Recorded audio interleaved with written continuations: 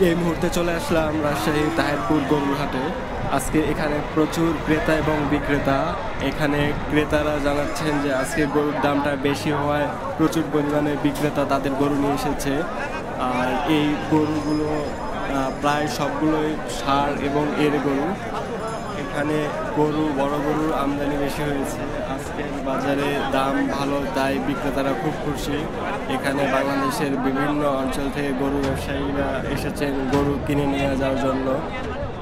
আজকে আমাদের এই বাজারে এতই পরিমাণ ভিড় যে গরু ধোয়ার জন্য যে মাঠ, সে মাঠ পুরোপুরি ভরে গেছে এবং এখানে একটি উৎসব মুখর পরিবেশের সৃষ্টি হয়ে গেছে।